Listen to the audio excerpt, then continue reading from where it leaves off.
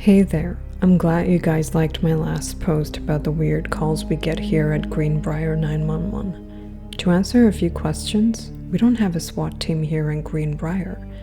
Our officers are given a large allowance each year for firearms and body armor. You might be wondering why anyone would choose to work on the police force when the fatality rate is fairly high. Well, it's pretty much all due to money. If you make it through your probationary period, you'll be making around $200,000 a year when you add in all the benefits and allowances. And to be clear, most officers make it to retirement. It's not like it's a death sentence to work at Greenbrier PD.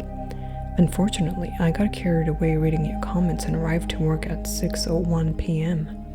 As I walked in the door to release Andy from day shift, he gave me a look that told me all I needed to know. My absence had been noted. Andy shot me a sympathetic look as he passed by me. Clearly, he didn't want to stick around any longer than he had to. Hey Jordan, what's up? Tardiness is not tolerated. Consider this your first verbal warning. Next time, I will have to write you up. Seriously? I've been showing up 10 minutes early for months. It was 1 minute past and you're going to hold that against me? Jordan's deadpan look held no leniency. Kylie, why would having done the minimum required to maintain employment excuse you from discipline? I felt my face turn red. Jordan didn't seem to notice or care. Thankfully, the phone rang before I could let the angry retort building up inside me spill out. Jordan did a little shooing motion with his hands before turning back to his monitor. I slammed my headset on. Taking a deep breath, I turned on my customer service voice. This Greenbrier 911, how may I assist you? A female voice replied, young, college age maybe. Hi? So I'm not sure if this is the right line to call, but the PSAs all say to report anything weird. Her voice trailed off. Okay, let's start with your name and what's going on. I could hear her mumbling nervously. Okay, I don't really want to get involved. I'm pretty new here and don't need to make a bad impression, you know. So there's this dude on the street and he's naked. Totally bare as dangling naked. And I'm all for letting people live how they want, but there's kids on this road and they don't need that. All calls are anonymous, I assured her. But if you want to give your name, that's alright. Can I get a location though? At the very least, a crossroad. The girl replied, oh yeah, sure, of course. So he's currently, he's doing a cartwheel, which is actually kind of impressive. But yeah, he's going north on Prometheus towards Fern Street. I sent dispatch a message and they replied they had officers in the area. Before I could get any more information, the caller hung up. I tuned my second headset to the police channel, sure that this will be an interesting encounter. Officer 1, dispatch, show us as on-site, please. Dispatch, roger that. Let me know if you need assistance. Officer 1, come on. Why'd he have to be naked? Officer 2, if they have to be naked, can't they at least be hot? Officer 1, come again? Officer 2, if I have to tackle a naked person, I would prefer it to be an attractive naked person, not a fat, sweaty guy. Officer 1, so you want to wrestle hot dudes? Officer 2, what? No, but if I have to wrestle someone, I would prefer it to be a good-looking person.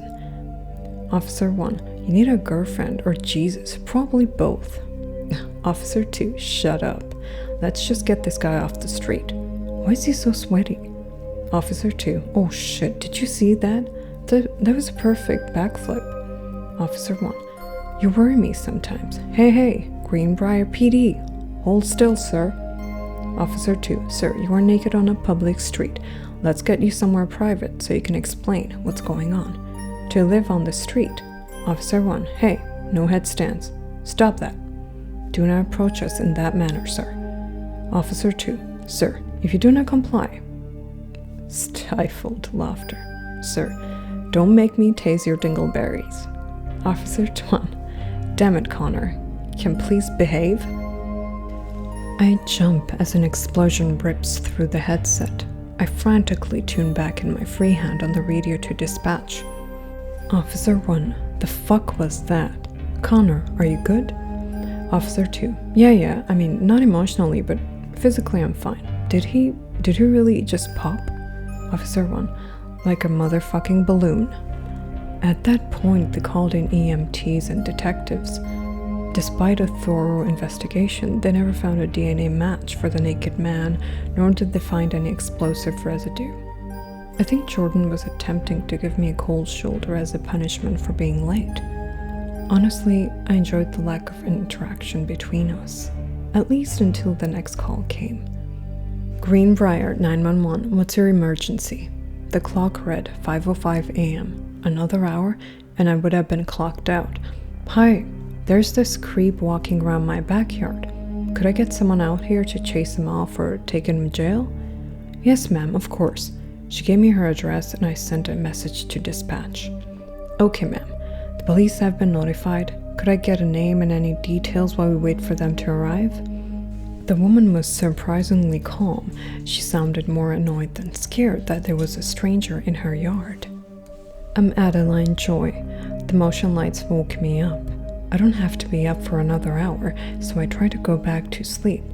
But then this white-faced creep started tapping on my window. I was going to ignore him, but he was tapping so hard, I was worried the window would break, and I really didn't have time to deal with that. Are you saying he's Caucasian? Adeline laughed. No, my dear. Well, probably, but that's not what I meant. His skin is as white as paper. Maybe it's makeup, maybe a birth defect, who knows. That was an interesting detail. I forwarded it to the officer en route. As I was saying, I didn't want him to break the glass, so I yelled at him. He just smiled like an idiot and dangled a shitty-looking knife like it was a clock pendulum. Hold up, I interrupted. He's armed? You probably should have led with that part. Adeline scoffed at the idea. It's just a little kitchen knife. It's not like... The line went quiet. Adeline yelled out angrily. You dumbass Heath Ledger-looking wank stain. What happened? Adeline, are you okay? Don't worry, I'm okay. He got in the house somehow. When I saw him, he threw that damn knife and stabbed me in the shoulder. Where are the cops? I updated dispatch and they let me know 10 minutes out. Hang on, Adeline. Officers are just a few minutes out. Well, that's nice to know. Tell them to bring a body back. I'm going to blow that asshole's head off. Adeline, please stay inside. Preferably in a secure room. She laughed. Not going to happen. He ruined my nightgown. I might just gut him with his own knife. The line went dead. Adeline. Adeline! I threw my headset onto my desk in frustration. The police arrived 2 minutes later. They found the house empty but ransacked. Broken furniture littered the floor along with numerous broken items. Adeline Joy Whittaker is officially missing at this point. Thanks to her security camera, we have a decent picture of the man in her yard. She was right about his face. It was so white it nearly glowed. His eyes looked bloodshot and open, unnaturally white. He had weird scarring on his cheeks and it was thin. Definitely a poor way to end my shift. The next day, an hour before my shift, Jordan texted me, Kylie, please be ready to clock in by 6 p.m. Jordan. Who signs their name at the bottom of a text? I don't even do that for emails. Anyway, I made sure I wasn't late. I parked my cruiser in its usual spot and made my way in. Day shift looked exhausted, and judging by the amount of call logs stacked on Jordan's desk, it had been a crazy day. I made it nearly to midnight before the first call came in. The voice was soft and I mistakenly thought it was a child at first. Hello, I need some assistance. Greenbrier 911, what is the nature of your situation? My bitch-ass wife locked me out of the house. That line of dialogue coming from such a soft, innocent-sounding voice stupidified me for a moment. Oh, I'm sorry. Is this a domestic issue? Jordan leaned out of his office, shooting me with an inquisitive look. My half of the conversation definitely sounded a bit weird. I tapped my headset, and he tapped into the call.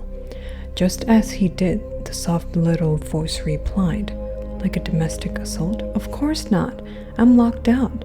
Once I get in, that could change though.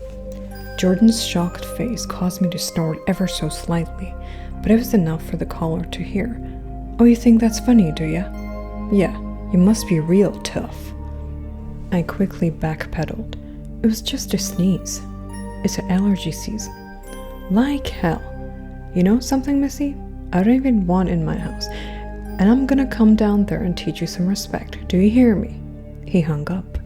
I know I should have been worried, but that little voice was hard to take serious. Regardless, we put in a call to the police station and explained what happened. They told us they would have a couple of cars drive by throughout the night. It didn't do much good. 2 hours later, I heard a thud in the bathroom. I looked over to confirm Jordan was in his office. He must have felt my gaze because he looked up from the mountain of paperwork and frowned at me. I turned back to my game of solitaire. Less than a minute later, the bathroom door crashed open. I jumped to my feet and looked in that direction. The hallway was empty. Well, empty save for a little brown teddy bear with a stick on his back. I stared at it for a while, confused as to how it got there. A scream escaped me as the bear's head turned to look at me. "What's the matter, doll? I told you I was coming over." The teddy grabbed what I had thought was a stick. It turned out to be the handle of a knife from 90s Outback Steakhouse. "Now how about some damn customer service?" said the bear in that soft childlike voice. I jumped onto my desk as he angrily waddled towards me. He did the cutest little hops while swinging the knife in an attempt to reach me. I just couldn't get myself to take him seriously. Next, he tried to climb the desk, but his fuzzy little paws couldn't get any grip. He threw the knife into the ground, and fists raised, he growled up at me. Right then, Jordan came around the corner and punted the teddy bear across the room. He barely made a noise as he collided with the far wall and then the floor. Hands on his hips, the teddy bear scowled at Jordan. "Why don't you come down here and fight me like a man?"